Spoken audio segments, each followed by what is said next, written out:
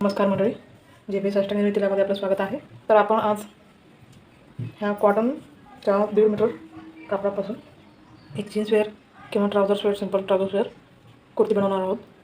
तर आपण त्याचं डिझायनिंग कसं केलं आहे, कटिंग स्टिचिंग ते बघूयात. व्हिडिओ पूर्ण पहा, मध्येच स्किप करू नका, म्हणजे तुम्हाला व्यवस्थित कळेल. आणि जे चॅनलवर नवीन असतील ते व्हिडिओ भरपूर जणांना शेअर करा, जेणेकरून जे नवीन शिकणारे आहेत, स्टिचिंग कटिंग ज्यांना नवीन शिकायचं आहे, नवीन प्रकारचे टॉप कुर्ती शिकायचे आहेत, त्यांच्यापर्यंत हे व्हिडिओ पोचले पाहिजे. त्यामुळे भरपूर जणांना हे शेअर करा, लाईक करा, कमेंट्स करा, सबस्क्राईब करा. तर चला आपण कटिंगला चालू करूया. तर या 1.5 मीटरच्या कापडात आपण डबल फोल्ड करून घेतलेला आहे आणि त्यानंतर परत 4 फोल्ड करून घेतलेला आहे. तर 4 फोल्डमध्ये आपण 15 इंच एवढा उंचीचे कापड कट करून घेणार आहोत. रुंदीला जेवढं कापडाची रुंदी आहे तेवढी पूर्णच कट करून घेणार आहोत. त्यातूनच आपण कुर्तीचा किंवा टॉपचा वरचा भाग जो आहे आणि स्लीव्ज आहेत ते सर्वच आपण कट करून घेणार आहोत. तर बघा, असं हे पूर्णच कट केलं जाईल आणि बॉटमच्या पार्टला आपण हे खालचा पार्ट इकडचा ठेवणार आहोत. तर हा भाग आपण कट करून घेऊयात. तर हे बघा, खालचा बॉटमचा पार्ट आहे टॉपच्या. तर त्याची हाईट आहे आपण तर ठेवणार आहे 16 इंच आणि हे रुंदीला 4 फोल्डमध्ये आहे कापड. तर रुंदीला हे पूर्णतः 17.5 इंच आलेलं आहे. वरच्या टॉपच्या साईडमध्ये थोडंसं आपण हाईटचं जे आपण 15 म्हणत होतो ते 14.5 घेणार आहोत. तिथे खालच्या साईडला आपण हे डबल फोल्ड करून स्टिच करून घेणार आहेत. वरचा अर्धा इंचाचा भाग स्टिचिंगमध्ये, टॉप आणि बॉटमच्या स्टिचिंगमध्ये जाणार आहे. तर आपण गळा आणि आर्महोल कसं कट करायचं ते बघूया. तर आधी आपण फ्रंट पार्ट कट करून घेऊया. तर बघा, ह्याची हाईट आहे 14.5 आणि आपण ह्याचं चेस्ट मेजरमेंट जे आहे ते 11 ठेवणार आहोत आणि वेस्ट मेजरमेंट ही तेवढंच ठेवणार आहोत. कारण आपण 2 टक्स घेणार आहोत. टक्समुळे दोन्हीकडनं अर्धा इंच जाऊन आपल्याला 10 इंच पुरेल. कॉटनचं कापड असल्यामुळे तुम्ही थोडंसं फिटिंगपेक्षा एक अर्धा इंच कापड जास्त ठेवू शकता. कारण फिटिंग ठेवताना कधी एक पाव इंच लूज ठेवा, कारण कॉटनचं कापड असल्यामुळे पाण्यात घातलं की आकसतं. तर आपण ह्याचं ही आपली आर्महोल लाईन आहे. तर आपण शोल्डर जे आहे ते 7 ठेवणार आहोत. इथे पुढच्या साईडला आपण बटन्स लावणार आहोत. म्हणून हा पार्ट आपला इथला ओपन येणार आहे. तर जो बटनचा पार्ट आपला स्टिचिंगमध्ये जाईल तो सोडूनच आपण 7 इंचावरती मार्क करून घेणार आहोत आणि गळा जो आहे ते आपण 3 इंचावर ठेवणार आहोत. तर आपण शोल्डर स्लोप देणार आहोत अर्धा इंचाचा.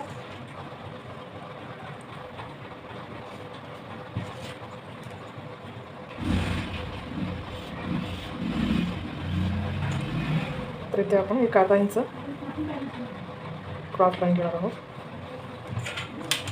जे आपल्या आर्महोलसाठी, परफेक्ट आर्महोलसाठी गरजेचं आहे. यामुळे जो आपला आर्महोलचा कर्व आहे तो व्यवस्थित येतो. तर बघा, अशा प्रकारे आपण आता गळा बघूया किती घ्यायचा आपल्याला. तर आपण गळ्याची रुंदी तर बघितली, आपण 3 घेतली आहे आणि हाईट जी आहे ते आपण 3.5 घेणार आहोत.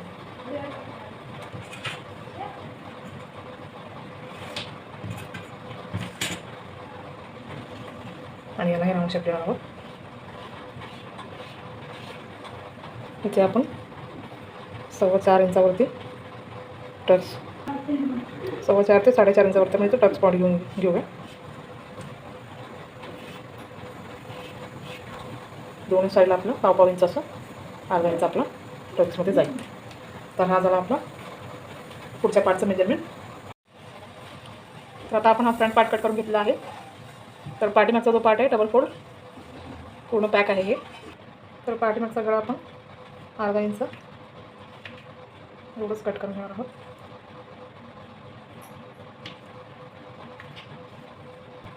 आणि आर्महोल बघा, हे आपल्या आर्महोलचं पण झालेलं आहे मेजरमेंट. आता आपण हे कट करून घेऊन भाईचं माप घालून घेऊया. तर बघा, भाईसाठी मी कापड फोल्ड करून घेतलेलं आहे. 4 फोल्ड आहे. भाईच्या रुंदीला थोडंसं कापड कमी पडतं, 7 इंचचं आहे. आपण एक्स्ट्रा 2 इंचाला लॉंग घेणार आहोत. आणि त्याची हाईट बघा 15.5 इंच आहे. इथं खाली डबल फोल्ड करणार आहोत आपण. तर आपण हे बाईचं शेप घालून घेतलेलं आहे. कट करून घेऊया. तर हे आपलं भाईचं कटिंग झालेलं आहे. तर आता आपण हे टॉपचं स्टिचिंग करून घेऊया. हा हे टॉपचा पार्ट आपला आणि आहे हा बॉटमचा. आपण याला गॅदरिंग करून प्लेट्स अगदी छोटे छोटे आपण याला लावणार आहोत.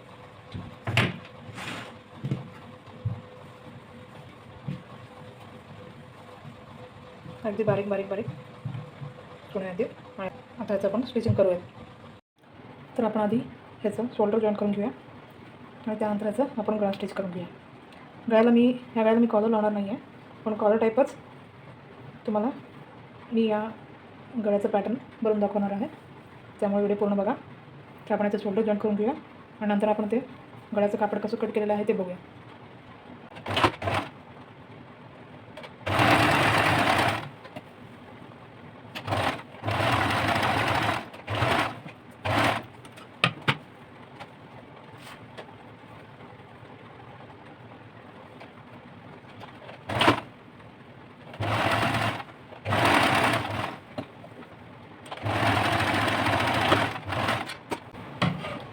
तर आपलं हे शोल्डर लावून झालेलं आहे दोन्ही साईडचा. आता आपण गळाचा भाग बघूया. आता आधी सर्वप्रथम आपण गळा किती होतो त्याचं मेजरमेंट बघूया पूर्ण राऊंडने.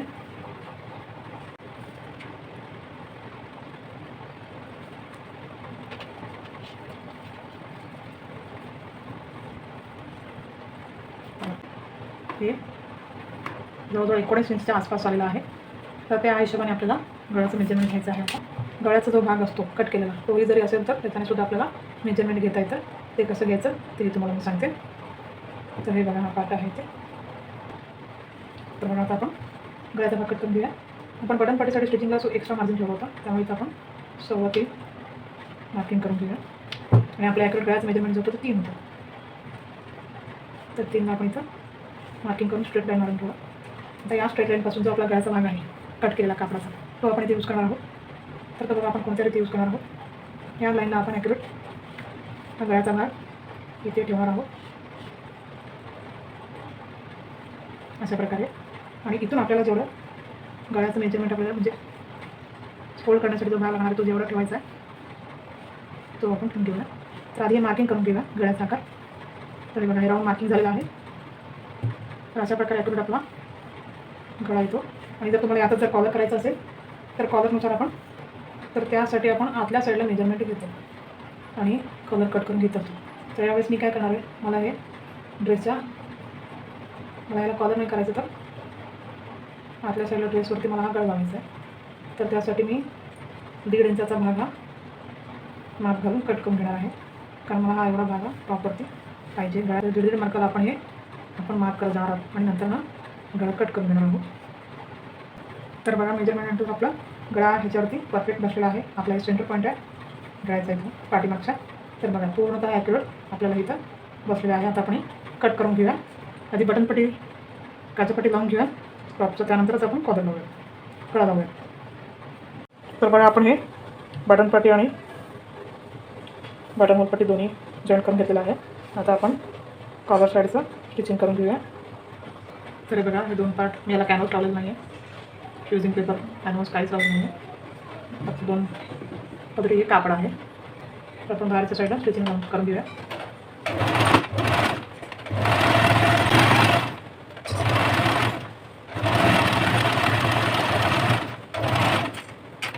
इथे साईडला कट्स करून घेऊया. हा यातला एक साईडचा पार्ट जो आहे आपण आता थोडासा फोल्ड करून प्रेस करून घेऊया. आता हा भाग गळाला लावून घेऊयात. हे बघा अशा प्रकारे मी हे लावून घेते.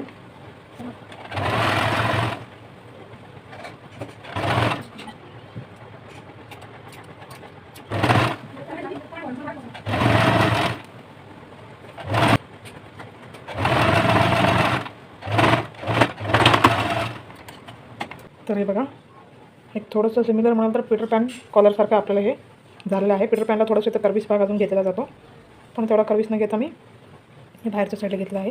तुम्ही हे पूर्ण असं न ठेवता स्टिचिंग करून घेऊ शकता किंवा असंही ठेवू शकता. आपण इथून खालून बटन्स लावून घेऊ. तर हे आपलं कॉलर लावून झालेलं आहे. त्याला भाई लावून खालचा पार्ट जोडून घेऊयात. तर आपण टॉपला आता भाई लावून घेऊयात. भाईला थोडंसं कापड कमी पडतं त्यामुळे आपण हे काळ्या जॉईंट करून घेणार आहोत.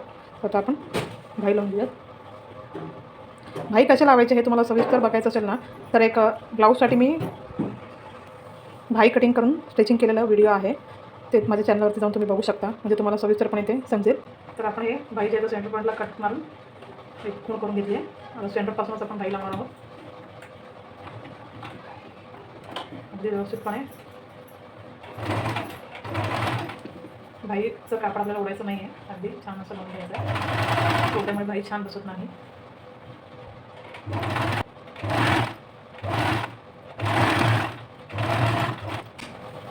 तर आपण बघा भाईचं एक साईडचं लावून घेतलेलं आहे, दुसऱ्या साईडलाही लावून घेऊयात आपण. तर बघा हे झालेलं आहे आपण भाई लावून. दुसऱ्या साईडचे भाई आपण असेच प्रकारे लावून घेऊयात. दोन्ही साईडचे आपले भाई झालेले आहेत लावून. आता आपण याचा बॉटम पार्ट जे आहे ते गॅदरिंग करून म्हणजे बारीक बारीक चुना घालून जॉईंट करून घेऊयात. तर हे बघा अशा प्रकारे मी हे बॉटम साईडला आपण एक मोठी टीप मारून घ्यायची आहे आणि असा दोरा ओढून ओढून आपण हे चुणे करून घेऊ शकतो. तर या वरच्या टॉपच्या साईडनुसार आपण हे चुण्या ज्या आहेत व्यवस्थित लावून घ्यायच्या आहेत आणि त्यानंतर हे दोन्ही आपण स्टिच करून घेणार आहोत. तर आता बघू शिवल्यानंतर कसं दिसतं ते. तर हे बघा आपलं हे दोन्ही पार्ट जॉईंट करून झाले आहेत. असे एकदम बारीक असे चुण आपण इथे घेतलेले आहेत. दोन्ही साईड फ्रंट आणि बॅक दोन्ही झालेलं आहे. आपलं भाई पण आपण लावलेलेच आहेत. तर आता भाईचा जो खालचा पार्ट आहे तो आपण डबल फोल्ड करून शिवून घेणार आहोत. हा बॉटमचा पार्ट पण आपण डबल फोल्ड करून शिवून घेऊया. आणि आता आपण राहिलं काय फिटिंगचा भाग. तर दोन्ही साईडला आपण 1.5 इंचाचं मार्जिन ठेवलेलं आहे. तर 1.5 इंचाचं मार्जिन सोडून आपण तिथे चेस्टपासून ते वेस्टपर्यंत फिटिंग घेणार आहोत. आणि खाली जसं तसं आपण अर्धा इंचावरती फिटिंग घेऊन पूर्ण शिवून घेणार आहोत. आणि भाईलाही आपलं फिटिंग असणार आहे. आपण इथे भाईलाही 5 इंचाचं फिटिंग घेणार आहे. राहिलेला जो कापड शिल्लक असेल तो आपण कट करून टाकणार आहे. तर आपण हे पुढचं शिवायला घेऊ आणि पूर्ण तयार झाल्यानंतर हे टॉप कसं वाढतं ते आपण बघूया. तर बघा हे आपलं फिटिंग करून झालेलं आहे. आता आपण इथे वन साईडला बटन वन साईडला काजा करून घेणार आहोत. तर हे भाईचं पण बघा हा भाग फोल्ड करून शिवून घेतलेला आहे. आणि हा बॉटमचा पार्ट पण आपण शिवून घेतलेला आहे. आणि याला आपण हात खिशासुद्धा लावलेला आहे टॉपला. हे बघा सरळ केल्यानंतर हे अशा प्रकारे दिसतं.